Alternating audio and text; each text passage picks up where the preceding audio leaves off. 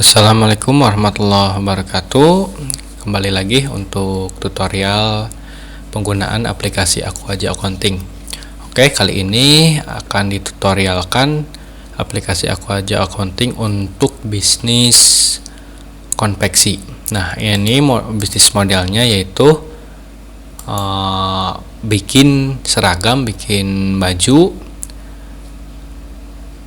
tapi bukan berdasarkan pesanan. Jadi di bisnis konveksi ini nyetok barang dalam bentuk seragam sekolah dan menjualnya. Oke, langsung saja kita mulai ke pengaturan. Nah, di pengaturan ini masih kosong untuk pertama mendapatkan aplikasi ini. Langsung saja diisi di pengaturan umum. Nama usahanya contohnya Jaya Konveksi. Selanjutnya nomor WhatsApp, alamat Jakarta, Indonesia. Nah, untuk informasi ini akan digunakan sebagai nama di navbar ini, terus akan menjadi head di faktur. Oke, baik, selanjutnya untuk mengefektifkan layar. Selanjutnya ada pengaturan rekening. Nah, untuk rekening ini bisa diubah sesuai dengan kebutuhan kawan-kawan. Dan ini pun gak harus nama rekening bank, bisa aja ini kas kantor, ini kas di rumah, ini kas di celengan, ini kas di istri atau di suami. Ini adalah nama penempatannya, ditempatkan di mana uang itu. Oke. Nah, kali ini dalam contoh saya menggunakan kas sebagai uang yang ada di bisnisnya, di kantornya, dan penempatan di rekening bank. Oke, kita isi aja untuk saldo awalnya. Contohnya sekarang punya uang kas 10 juta. Oke, kurang 1. Untuk rekening BCA 5 juta. Dan rekening BRI-nya 7 juta, dan rekening BNI-nya 10 juta. Oke. Nah, nominal ini akan masuk ke laporan keuangan sebagai saldo awal. Oke, kita cek. Nah, di akun kas dan rekening akan masuk senilai jumlah yang diinputkan tadi, yaitu sebesar 32 juta. Oke. Dan akan menjadi saldo modal awal. Oke, selanjutnya ke pengaturan lagi. Ada piutang. Nah, piutang ini adalah sejumlah uang yang bisa ditagihkan kepada pihak lain atau kepada pembeli biasanya. Contohnya gini, ada pembeli yang membelinya itu tidak secara cash. Belinya 10 juta baru bayar 5 juta, berarti piutangnya 5 juta. Oke, kita tulis di sini contohnya 5 juta. Nah, selanjutnya untuk utang. Akun utang ini dipergunakan untuk contohnya kita beli kain ke supplier belum bayar, nah masuk sini. Nah, sebagai saldo awalnya. Atau punya pinjaman bank atau pinjaman ke saudara. Nah, dimasukkan di sini. Namun di transaksi ketika sudah berjalan menggunakan aplikasi ini, untuk utang dan piutang akan diatasi di menu transaksi lainnya. Oke, contohnya sekarang punya utang 10 juta.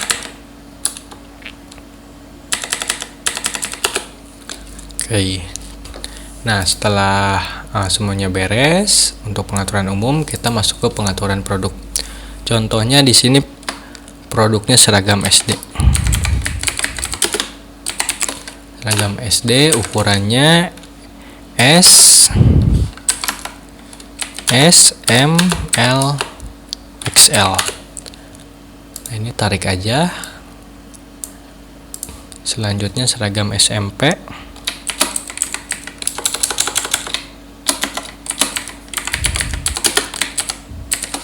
Ukurannya sama, kopikan aja kalau sama. Nah, untuk tutorial ini saya menggunakan 4 4 contoh produk dulu. Nah, untuk maksimalnya di sini 40 produk. Namun jika ada kebutuhan lebih dari itu bisa disesuaikan. Oke, harga jualnya contohnya untuk yang es 100.000. Nah, untuk kebanyakan. Untuk harga setiap ukurannya bisa sama atau berbeda, itu tergantung kebijakan di bisnis kawan-kawan semua. Contohnya ini disamakan. Untuk SMP-nya 150.000. Wih, terlalu banyak. Masih terlalu banyak. Oke, kita gunakan harga yang sama untuk setiap ukuran. Nah, kuantitinya berapa nih yang sekarang ada di gudang? Contohnya di sini ada 50. Kita ratakan saja semuanya 50. Satuannya bisa pieces, bisa lusin, tapi saya menyarankan pieces agar lebih fleksibel penggunaan di transaksi berikutnya. Oke, terus selanjutnya ada HPP satuan. HPP satuan ini mencakup biaya tenaga kerja langsung seperti upah jahit yang borongan, terus biaya bahan. Sebenarnya ada lagi tambahan, yaitu biaya overhead pabrik. Cuman untuk tutorial kali ini saya hanya memasukkan biaya tenaga kerja langsung dan biaya bahan langsung. Contohnya, untuk satu pieces seragam SD dibutuhkan kain dengan biaya 50.000 dan ongkos jahitnya 10.000. Jadi HPP-nya 60.000.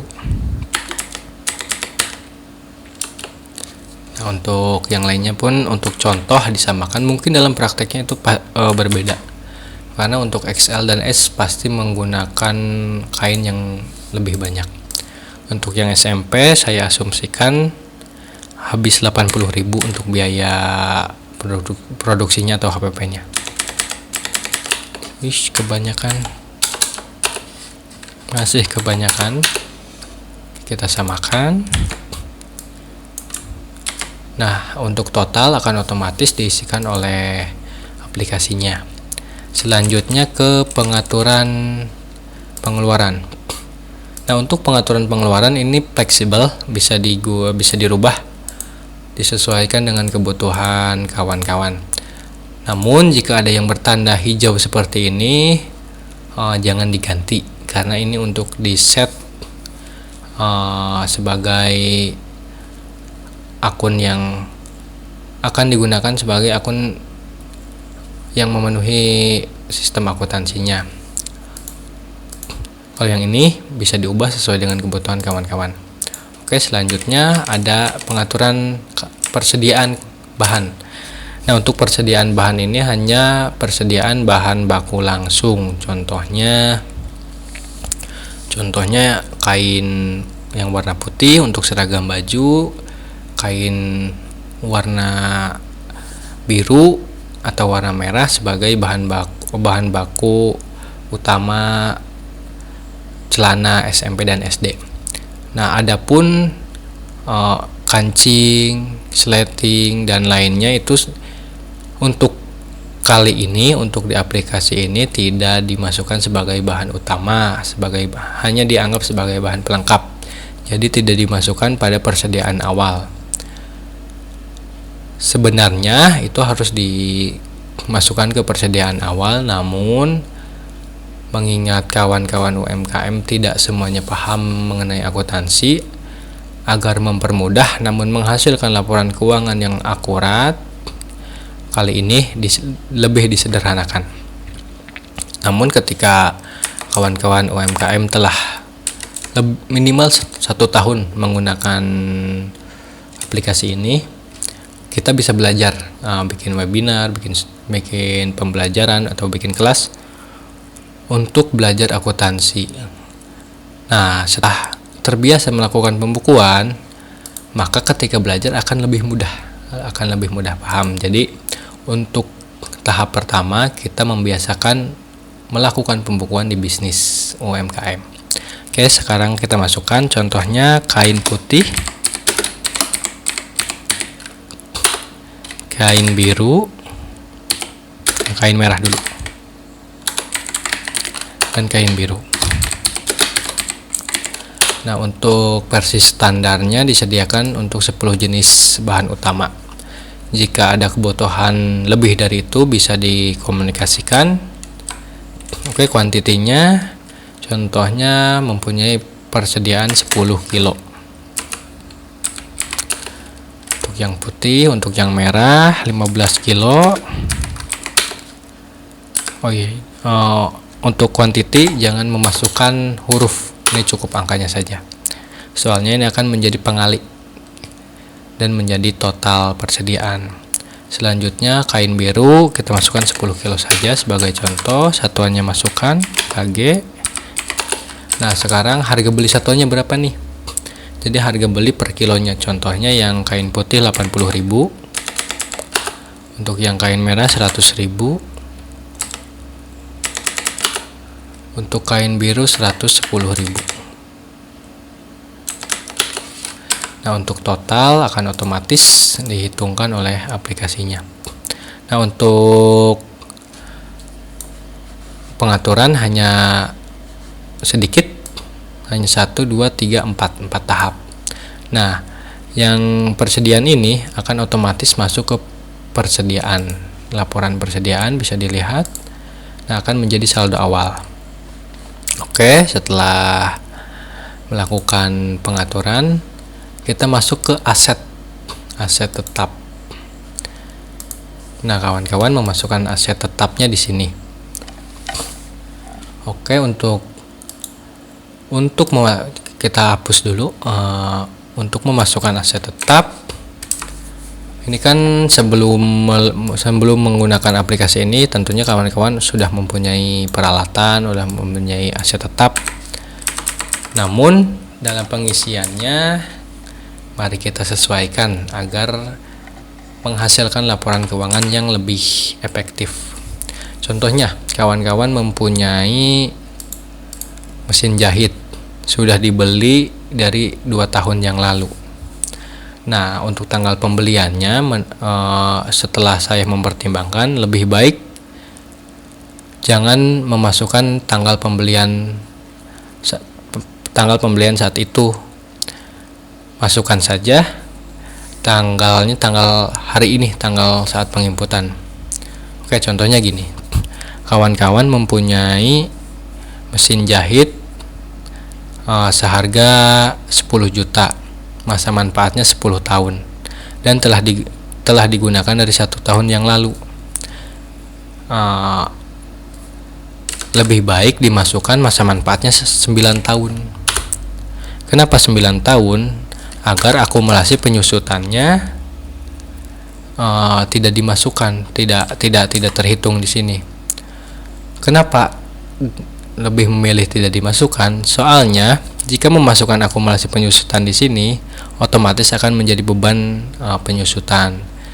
Jadi saran saya, jika mempunyai aset yang sudah digunakan, maka masukkan per hari ini saja, jangan dimasukkan pas pembeliannya. Tapi jika kawan-kawan ingin memasukkannya pada saat tanggal pembelian pun itu gak masalah, cuman di sisi laba ruginya bakalan ada beban penyusutan dari tahun sebelumnya.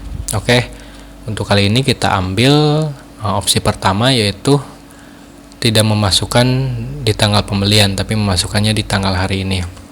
Kita lihat tanggal hari ini yaitu tanggal 22. Kita masukkan bulan 11 tanggal 22 2021. Contohnya mesin jahit A, jenisnya mesin. Nah, untuk masa manfaatnya contohnya masa manfaatnya 10 tahun nih, diperkirakan 10 tahun tahan, dibelinya tahun lalu, berarti 10 tahun dikurangi 1 tahun yaitu 9 tahun. Harga perolehannya contohnya 10 juta. Nah, maka nilai bukunya akan sebesar 10 juta. Namun jika memasukkannya tahun 2020, maka otomatis akan ada nilai akumulasi penyusutan dan nilai ini akan masuk ke laporan laba rugi.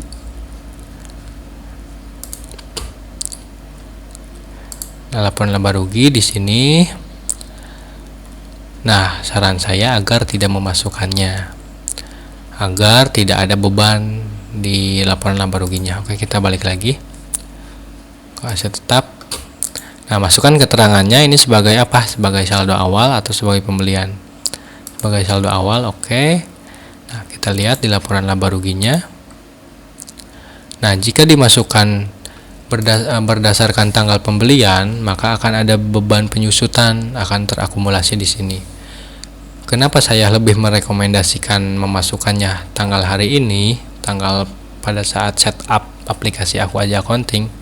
Karena penjualan tahun lalu, tahun 2020 itu tidak dimasukkan, jadi bebannya ada, penghasilannya tidak ada, maka besar kemungkinan di sininya bakal ada kerugian. Nah, kalau ada tanda kurung berarti ini rugi. Oke, maka dari itu saya merekomendasikan agar memasukkan tanggal hari ini saja.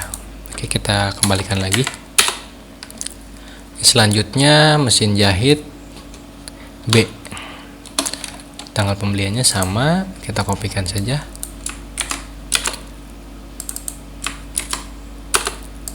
Mesin jahit B.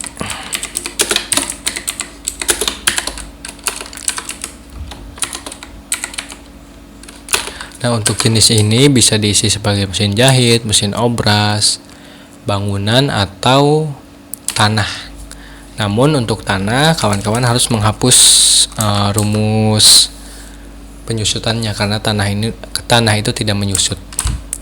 Oke, contohnya yang ini sudah digunakan dari tahun 2016, berarti sudah terpakai 5 tahun.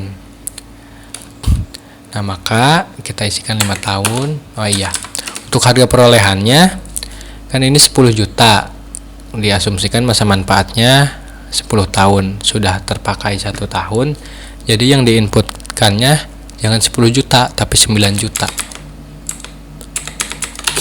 Contohnya yang ini harganya sama 10 juta, masa manfaatnya diasumsikan 10 tahun, cuman ini untuk mengefektifkan di laba rugi, jadi kita memasukkan per tanggal sekarang.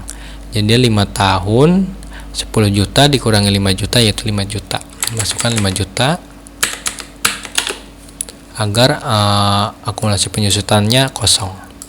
Oke, saldo awalnya kita masukkan saldo awal keterangannya. Oke, gimana kalau pembelian?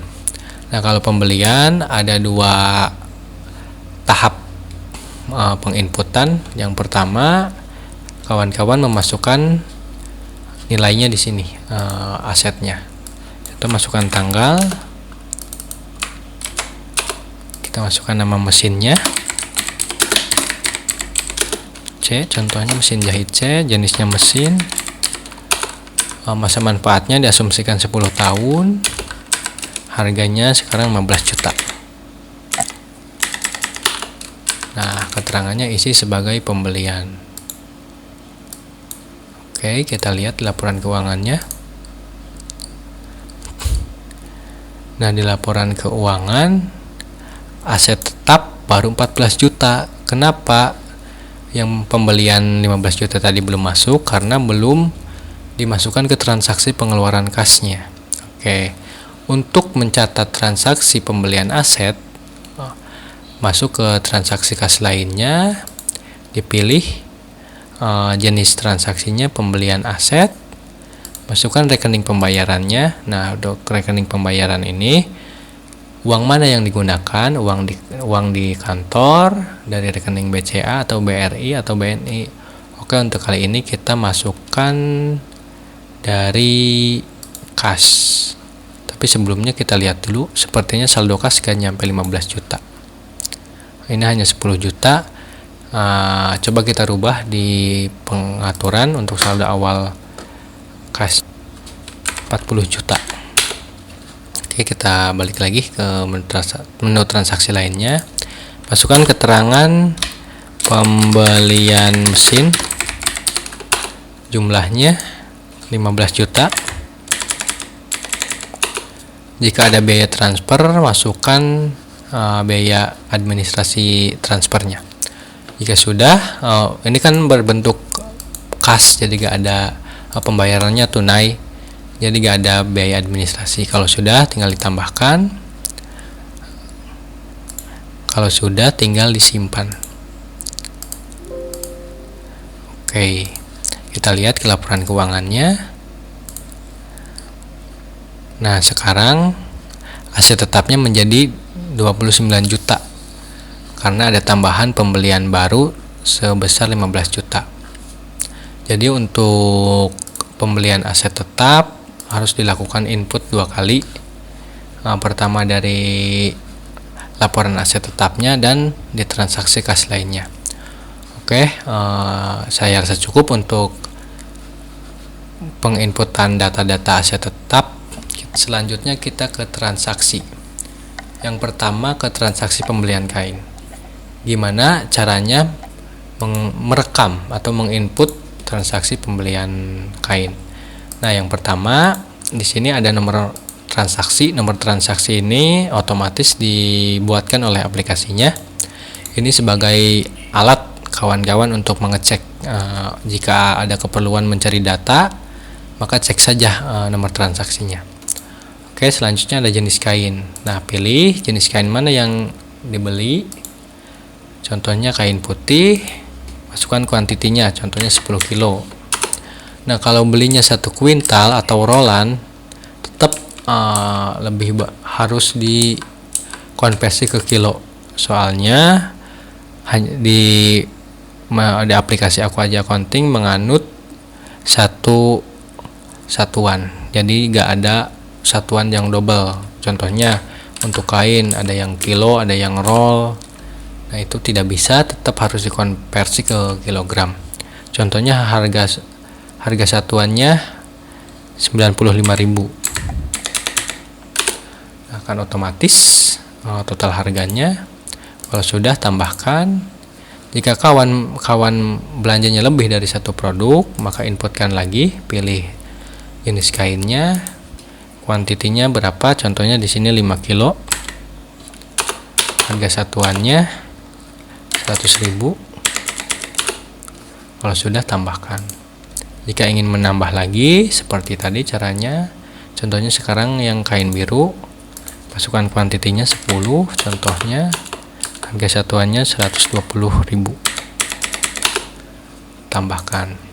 Nah, di sini akan muncul berapa total belanja yang harus dibayarnya. Jika ada potongan atau diskon, tinggal dimasukkan. Contohnya di sini ada diskon 50.000. Nah, maka total yang harus dibayarnya yaitu 2.600.000. Ini pun jika kawan-kawan membayarnya hanya 2 juta, maka akan timbul sisa pembayaran atau utang.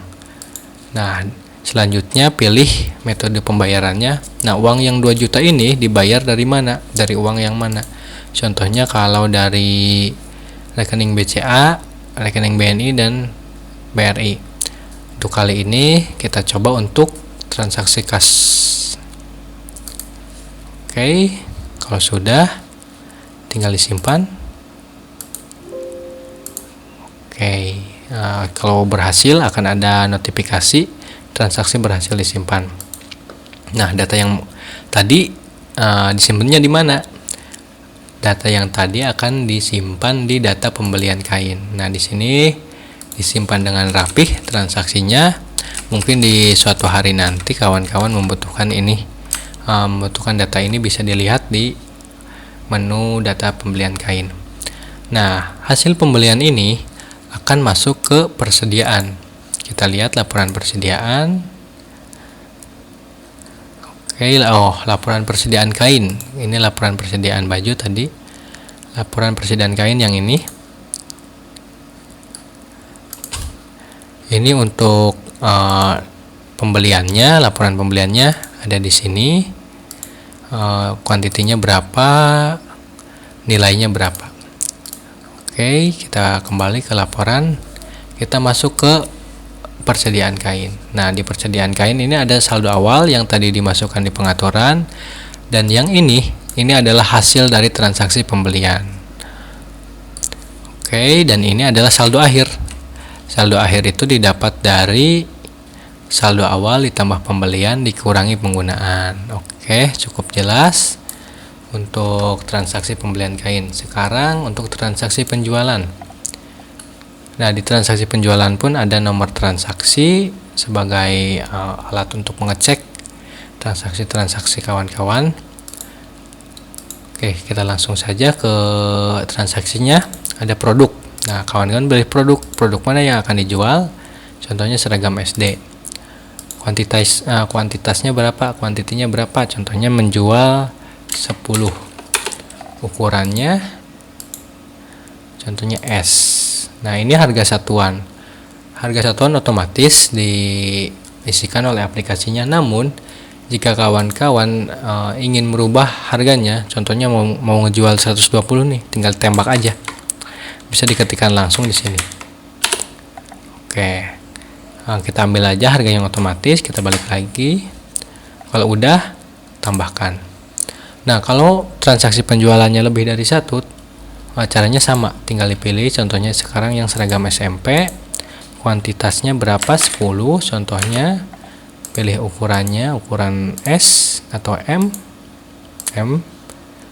Harganya otomatis, dan ini jika harganya tidak sesuai, bisa dirubah di menu pengaturan di harga jual, atau merubahnya langsung di sini. Oke, kalau sudah ditambahkan. Nah, jika sudah, maka akan ada total belanja. Total belanja pun ini otomatis dikerjakan oleh aplikasi. Nah, jika kawan-kawan ingin memberikan potongan pada penjualannya, tinggal isikan di sini. Contohnya dalam transaksi ini kawan-kawan memberikan diskon 100.000. Nah, jadi total yang harus dibayar oleh pelanggan yaitu 2.400.000. Nah, gimana kalau pelanggan hanya membayar 2 juta tidak penuh? Maka di pembayaran masukkan saja uang yang diterima 2 juta. Nah, nanti akan ada sisa pembayaran. Sisa pembayaran ini akan menjadi piutang yang di kemudian hari kawan-kawan akan menagihkannya. Pilih metode pembayaran. Nah, kawan-kawan menerima uangnya itu dalam bentuk cash atau transfer. Kalau transfer tinggal dipilih bank mana yang menerima transferan itu. Oke, kali ini kita ambil contoh di transfer ke rekening BRI. Kalau sudah semuanya tinggal disimpan, klik tombol simpan. Oke. Nah, di menu transaksi penjualan kawan-kawan akan dibuatkan nota atau faktur secara otomatis. Nah, di notanya ada nama usahanya, ada alamat dan nomor kontaknya. Di sini juga ada tanggal transaksi dan nomor faktur. Nah, nomor faktur ini tidak mungkin sama. Setiap transaksinya pasti berbeda-beda. Ini pun dikerjakan oleh aplikasinya, kawan-kawan gak harus ribet bikin nomor faktur secara manual. Nah, di sini pun ada rincian belanjanya sampai ada sisa piutangnya. Lebih baik kawan-kawan kalau mencetak faktur ini atau nota ini dibikinnya 2. Satu untuk pelanggan, satu untuk di kantor arsip. Jadi pas mau menagihkan itu mudah. Tapi ini juga disimpan di komputernya kawan-kawan. Untuk lokasi penyimpanannya ada di user, data C, user, pilih public domain, dan pilih di aku aja faktur penjualan. Nah, akan ada faktur-fakturnya disimpan di sini. Oke. Selanjutnya kita ke menu transaksi produksi. Nah, oke, sebelumnya data penjualan tadi yang diinput akan masuk ke data penjualan. Nah, mungkin lain kali kawan-kawan butuh datanya untuk diolah kembali bisa diambil dari sini, dari menu data penjualan. Baik, selanjutnya kita ke menu produksi.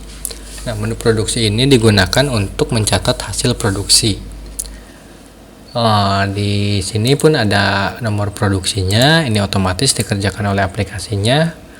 Terus kawan-kawan memilih jenis produknya, jenis produk apa nih yang dipilih, yang dibikin, yang dihasilkan. Contohnya kita seragam SD, hasilnya berapa? 10. Ukuran apa? Ukuran S contohnya. Nah, biaya tenaga kerja untuk menghasilkan 10 seragam SD berukuran S ini, kawan-kawan mengeluarkan biaya tenaga kerja berapa? Nah, biaya tenaga kerja ini maksudnya yaitu untuk pekerja yang sistemnya borongan, bukan yang gaji bulanan. Contohnya untuk satu baju tarifnya 10.000, untuk jahit 5.000, untuk potong 2.000. Nah, itu yang dimaksud sebagai biaya tenaga kerja di transaksi produksi ini. Adapun jika yang menjahitnya dibayar secara bulanan, maka jangan dimasukkan di sini. Kalau emang semua karyawannya dibayar secara bulanan, maka biarkan saja, nolkan saja. Oke, contohnya di sini biaya potong 2.000 untuk per bajunya, biaya jahit 7.000 dan biaya packing 3.000, jadi total 10.000. 10.000 per seragam. Nah, ini menghasilkan 10 seragam jadi 100.000. Nah, nilai ini akan menjadi harga pokok produksinya. Oke, selanjutnya penggunaan kain. Masukkan jenis kain yang digunakan. Contohnya untuk seragam SD yaitu kain putih. Nah, kain putihnya itu berapa? Contohnya untuk satu baju itu, untuk satu baju contohnya 0,2 atau 20 gram, 0,2 kilo. Untuk kain merahnya contohnya 0,5, setengah kilo. Kalau udah ditambahkan, nah di sini akan otomatis dibuatkan oleh sistemnya biaya tenaga kerja ditambah biaya kain, ditambah biaya kain kedua. Nah, maka akan ada HPP-nya. Oke. Kalau udah disimpan. Nah, kalau lebih dari satu pun bisa. Kawan-kawan tinggal melakukan hal yang sama seperti tadi. Contohnya ini 10 untuk ukuran L. Biaya tenaga kerjanya 100.000 disamakan. Penggunaan kainnya contohnya yang ini lebih besar, 0,25 per bajunya, yang ini 0,6. Oke, kalau sudah tambahkan dan simpan. Nah, hasil produksi ini akan otomatis masuk ke persediaan. Nah, ini untuk data produksinya disimpan di data produksi, di menu data produksi. Oke, kita lihat di persediaan bajunya, persediaan seragam. Nah, ini akan muncul hasil inputan yang tadi, hasil produksinya berapa. Untuk HPP-nya pun dihitungkan otomatis oleh sistemnya. Nah, cuman ini angkanya mungkin tidak sesuai dengan realita karena ini hanya contoh, hanya tutorial. Nah, ini pun jumlah produk yang terjual akan terekam di sini. Untuk melihat stok, kawan-kawan melihatnya dari sini, dari persediaan akhir. Persediaan akhir itu didapat dari persediaan awal ditambah hasil produksi dikurangi penjualan. Jadi kawan-kawan bisa tahu stoknya berapa dari sini.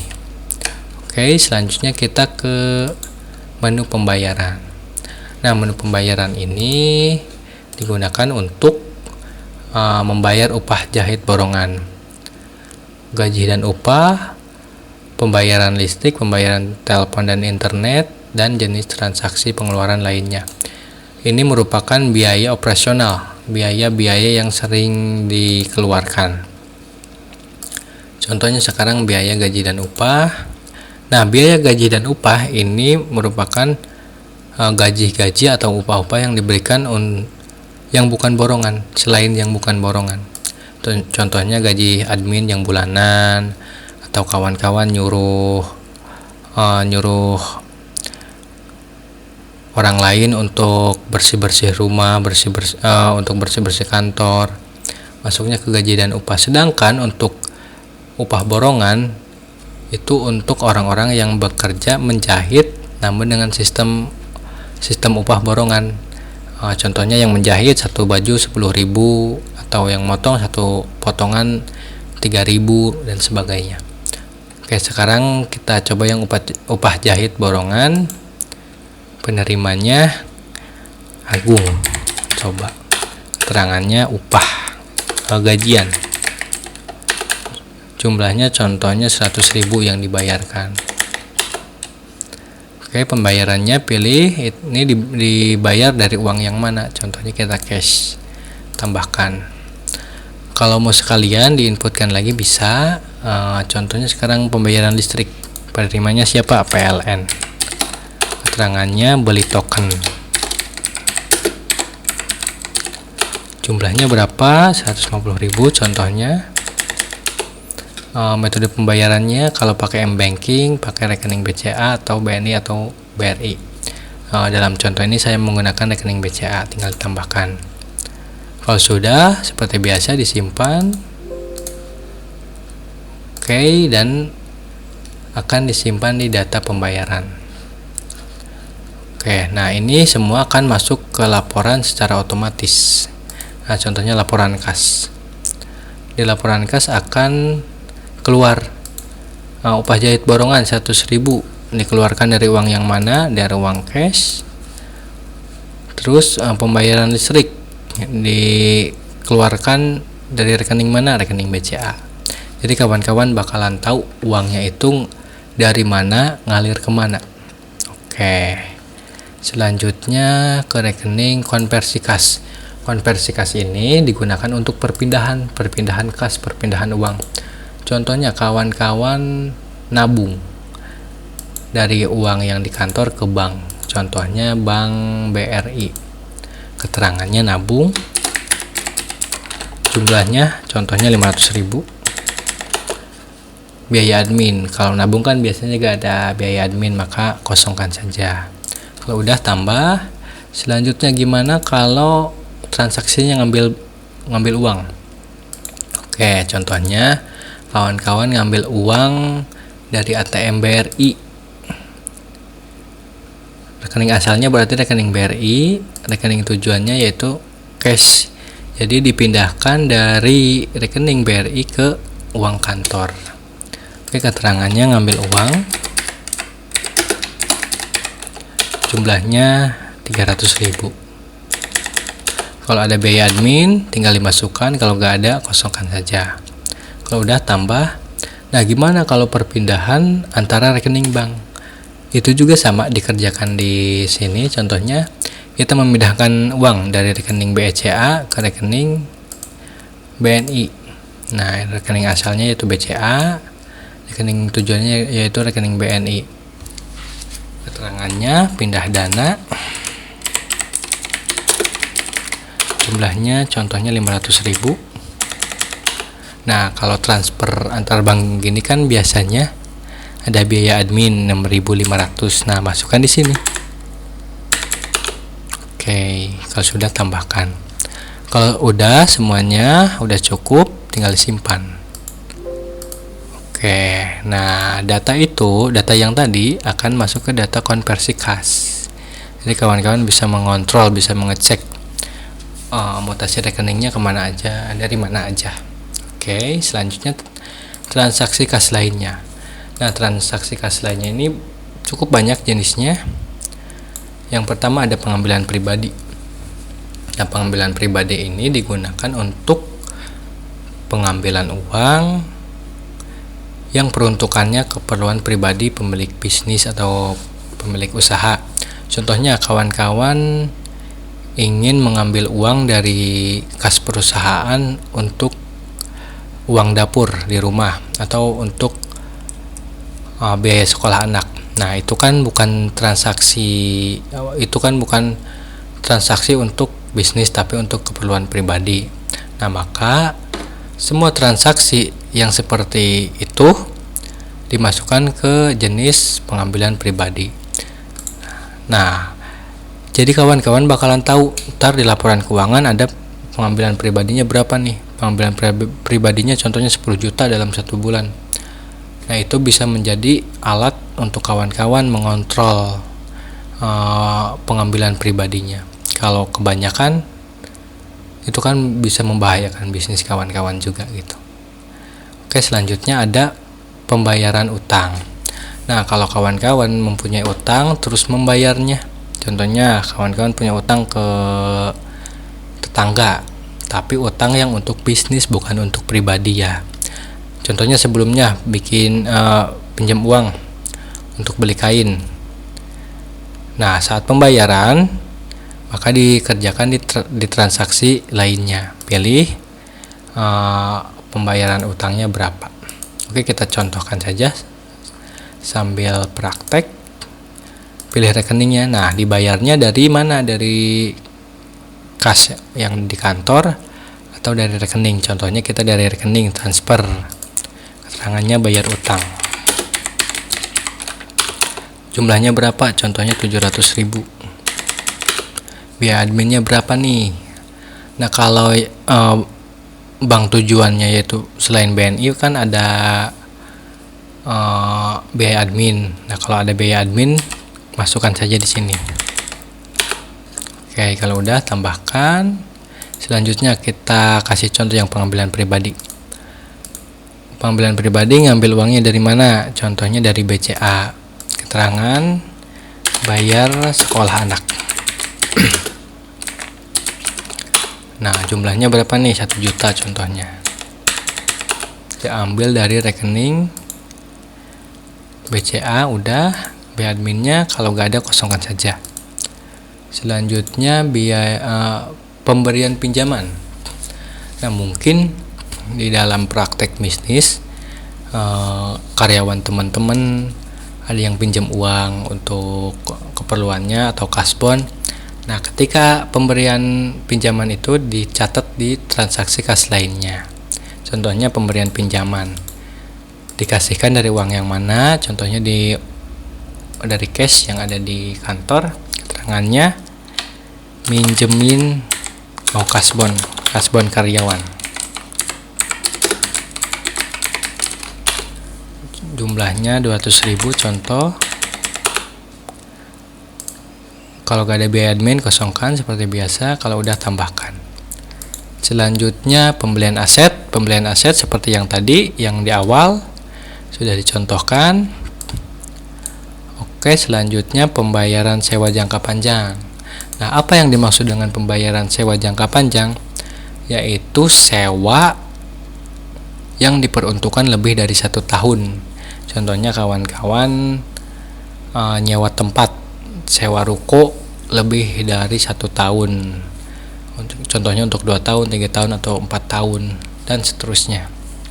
Nah, maka diatasi di transaksi kas lainnya. Tapi kalau pembayaran sewanya bulanan, masukkan saja di menu pembayaran di sini. Karena itu beda perlakuannya kawan-kawan. Oke, contohnya sewa ruko untuk 1 tahun.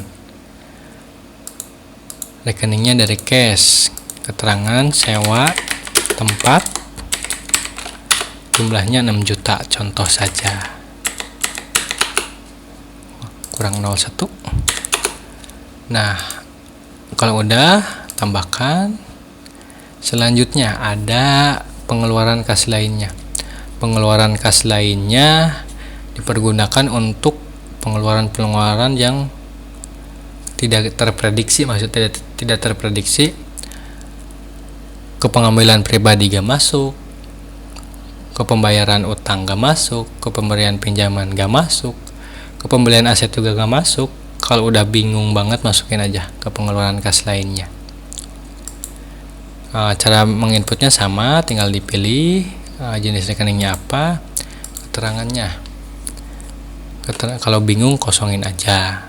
Tapi biasanya kalau transaksi kas lainnya yaitu contohnya hilang, jatuh. Kan kalau uang jatuh itu bingung ya, dimasukin beban, dimasukin pengambilan pribadi atau dimasukin ke jenis yang mana. Nah, kalau bingung kayak gitu, ya udah masukin aja ke pengeluaran kas lainnya. Contohnya uangnya jatuh 100.000. Oke, kalau udah tambahkan. Selanjutnya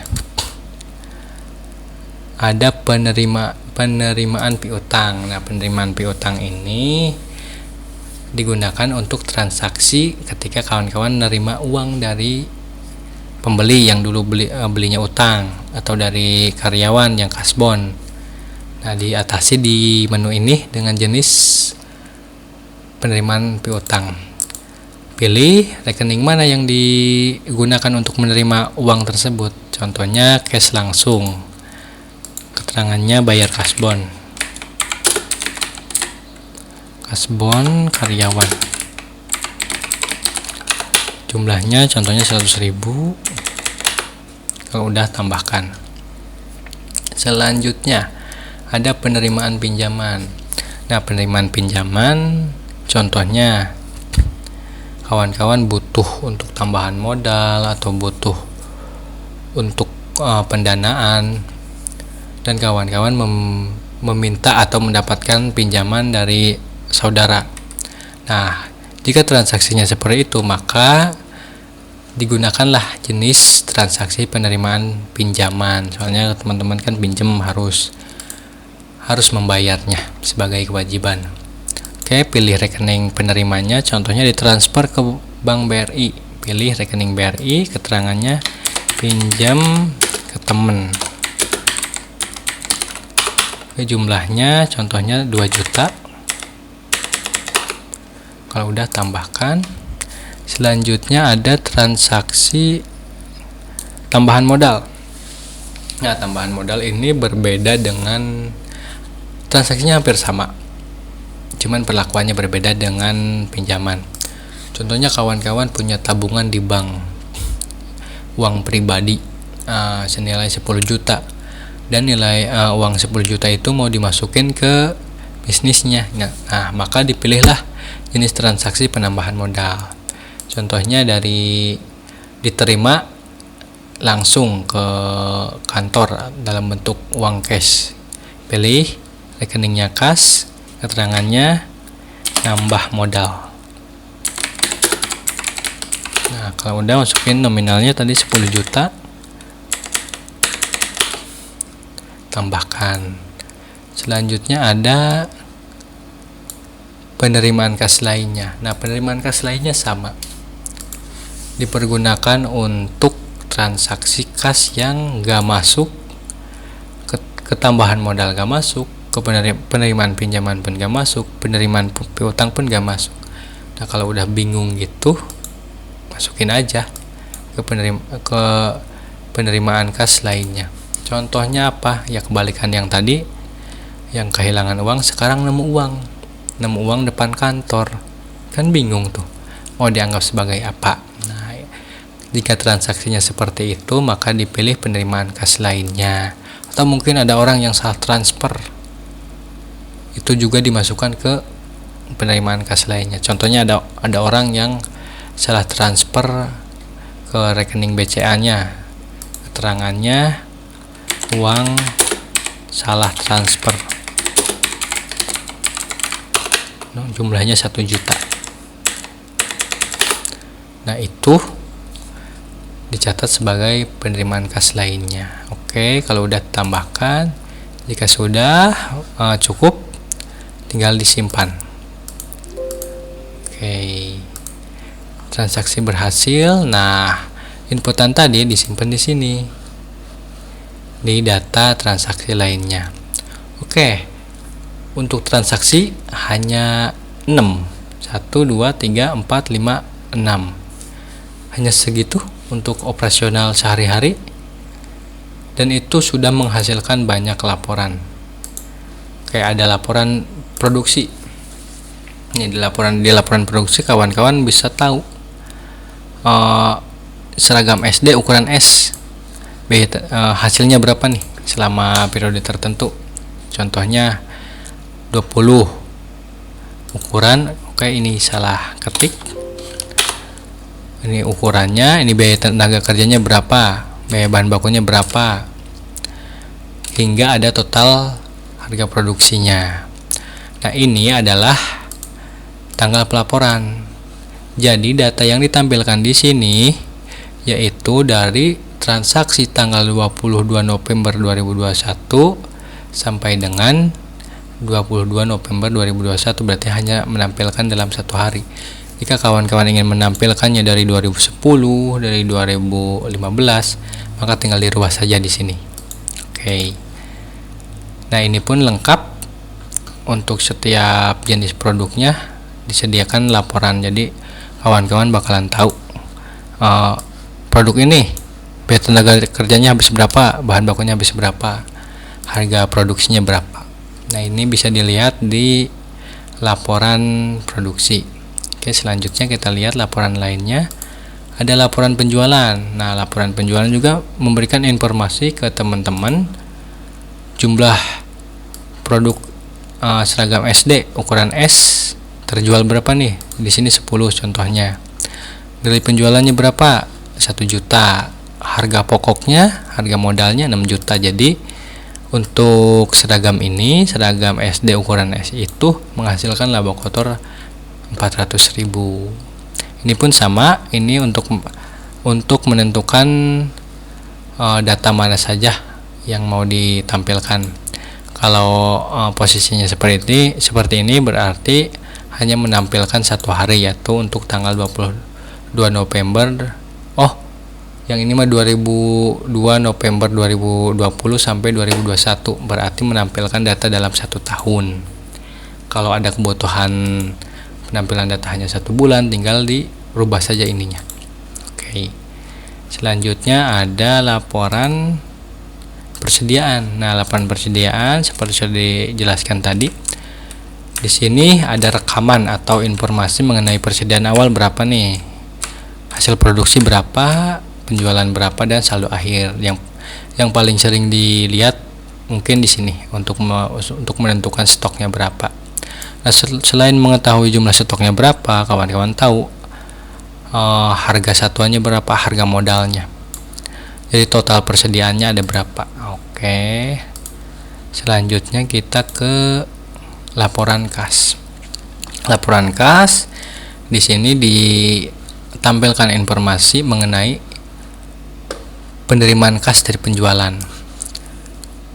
Ini di sini dikategorikan sebagai berdasarkan rekeningnya. Nah, di laporan penerimaan kas ini kawan-kawan tahu uang ini datang dari mana, lewat rekening mana. Selain dari penerimaan penjualan, ada juga laporan pengeluaran kasnya untuk pembelian kain. Nah, jadi untuk pembelian kain ini habis berapa nih? Contohnya, beli kainnya senilai 2 juta, uang yang keluarnya baru 600.000. Berarti ada utang usaha gitu. Selanjutnya ada laporan pengeluaran kas untuk pembayaran biaya operasional. Nah, ini untuk biaya jahit berapa, untuk gaji dan upah berapa, pembayaran listrik berapa. Nah, ini di sini kawan-kawan bisa tahu uang itu digunakan untuk apa, lewat mana. Digunakan untuk upah jahit borongan lewat cash. Digunakan untuk pembayaran listrik lewat rekening BCA. Nah, diharapkan dengan informasi-informasi ini kawan-kawan bisa mengontrol pengeluarannya. Jadi bisa mengontrol rekeningnya. Jadi jangan sampai ada uang yang hilang nggak tahu kemana. Selanjutnya ada laporan transaksi kas lainnya. Nah, yang tadi di input yaitu pengambilan pribadinya berapa, dibayarkannya lewat mana. Nah, kawan-kawan bakalan tahu pergerakan uangnya itu untuk apa, melalui mana, dari mana, jadi jelas. Mungkin dibutuhkan untuk strategi bisnis ke depannya. Selanjutnya ada laporan mutasi rekening. Nah, ini juga penting untuk kawan-kawan. Jadi dengan adanya ini kawan-kawan tahu yang masuk ke rekening kas berapa, yang masuk ke rekening BRI berapa, yang keluar dari kas berapa, yang keluar dari BCA berapa. Nah, ini ditampilkan informasinya di laporan kas. Selanjutnya ada laporan arus kas. Jadi di laporan arus kas ini dijumlahkan total kas masuk berapa dengan rinciannya ada. Selanjutnya ada pengeluaran kas beserta rinciannya. Jadi kawan-kawan tahu pemasukan kasnya berapa, pengeluaran kasnya berapa, jadi kas akhirnya berapa. Nah, dengan informasi yang lengkap dan detail ini diharapkan bisa membantu kawan-kawan dalam mengendalikan uang dan rekening-rekeningnya. Oke, selanjutnya ada laporan pembelian kain. Di sini kawan-kawan tahu selama periode tertentu, ini contohnya periode 2020 tanggal 22 November sampai 2021 tanggal 22 November itu beli kain berapa kilo kuantitinya dan berapa nilai pembeliannya. Ini bisa dilihat di sini dan total keseluruhannya ada di sini. Oke, ini diprotek. Nah, kenapa harus diprotek? Bukan karena pelit atau takut di coffee, tapi ini kan banyak rumus, apalagi yang ini rumusnya panjang banget. Nah, untuk melindungi rumus-rumus ini maka diprotek agar gak kehapus. Nah, kalau diprotek ini gak bisa dihapus. Tuh, dia gak mau kalau dihapus. Nah, jadi untuk melindungi data kawan-kawan agar tetap menghasilkan laporan keuangan yang akurat. Oke, selanjutnya ada laporan persediaan kain. Seperti laporan persediaan seragam tadi, ada nama produknya atau nama persediaannya, persediaan awalnya berapa, pembeliannya berapa, penggunaannya berapa, dan saldo akhir. Jadi kawan-kawan bisa mengendalikan stok ya, ada berapanya. Oke, selanjutnya ada laporan aset tetap. Di sini kawan-kawan tahu punya aset tetap apa saja, harga perolehannya berapa, udah menyusut berapa, dan nilai bukunya berapa. Dan aset tetap itu dihasilkan dari mana, dari saldo awal atau dari pembelian baru. Oke, selanjutnya ke laporan keuangan. Nah, ini yang ditunggu-tunggu. Nah, di laporan keuangan ini terdiri dari laporan laba rugi, laporan perubahan modal, dan neraca. Oke, baik, cukup sekian tutorial kali ini. Terima kasih atas perhatiannya. Wassalamualaikum warahmatullahi wabarakatuh.